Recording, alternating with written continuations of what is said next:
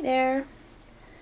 Yes, this is some knitting that I was doing. Today I would like to show you how to wind your yarn if you have a bunch of yarn that is in between your knitting and your ball, to tidy it up in such a way that you can ball it without undoing all your knitting. That happens if you have to unwind something that you've knit, or if you've unwound something and want to re-knit, and that's what I did here. I unwound something that was attached to the ball, and then I re-knit it, and then I thought, well, I better wind up all this extra yarn here. So what I do, there's something called a Nostepinne, which I believe is Norwegian. It's a dowel that people use for winding balls of yarn, and I don't have one of those. I make my own out of a cardboard tube. Now, this is from the inside of cling wrap. You can use the ones that are from the inside of foil wrap. You could probably use paper towel rolls, but I haven't used that. I like these because they're very sturdy and thick, and you also have a smaller diameter, which makes it for a smaller inside of your center pull ball. So you start at the end where your knitting is. You can see here I've made a little notch. You can do that with a knife, or I just used a sturdy pair of scissors. Now you go from the top down, with the top would be the end that your knitting is at. You just make this little notch here just to hold your yarn for you, and then you can start winding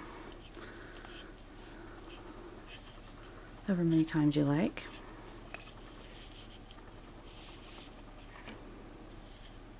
Make that a little bit shorter.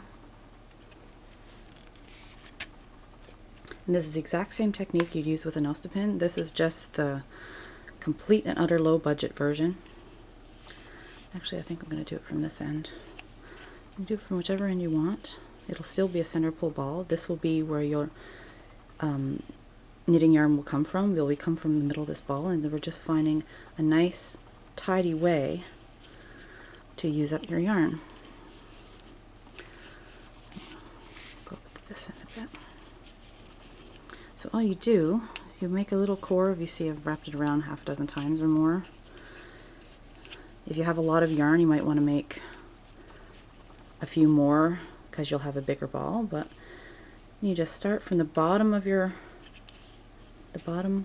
these ones that you've wrapped and go to the top, and then wrap it right next to that. It'll look a lot like a ball you buy at the store. You can see the way it wraps around. So it'll be similar on the other side, not quite as tidy because you're not looking at it, but it'll still do the job the exact same way. And I'm stepping on my yarn here, and I just need to pull a little bit. So you just keep going and going until you run out of yarn. And this end that's in my right hand, this is connected to a much bigger ball of yarn that I'm using to make a sweater for my baby. She looks good in purple. So you can do this sitting down. You know, another good thing, if you're really stuck, say you're on a long car ride or something like that, and you need to pull out a lot of your yarn and figure out a way to roll it up, you can do the exact same technique, only loosely. Do it on your thumb. Do a small on your thumb. So your working piece of yarn, you could wrap around your wrist to hold on to it like there, and then do the same kind of diagonal roll, and you can make them as close together or as loose apart as you feel like. It doesn't really matter. I like to have them kind of flush next to one another because it gives it almost that store-bought look. Makes it all look nice and tidy. Anyway, I won't bore you with doing all of this yarn. See, wouldn't that be a pain to have tangled up? But it's not tangled up, it's just kind of in a little pile that clings to itself. So here's the end that's attached to my ball on the outside of the yarn. And here's the end that's attached to my knitting on the inside of the little yarn ball. So I have this neat, tidy little mini yarn ball.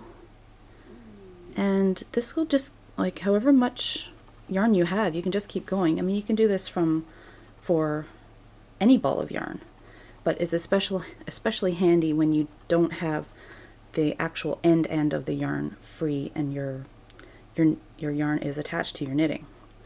It's really, really handy that way. So there you go. You can wind your own yarn with your own homemade knot Nostepinne.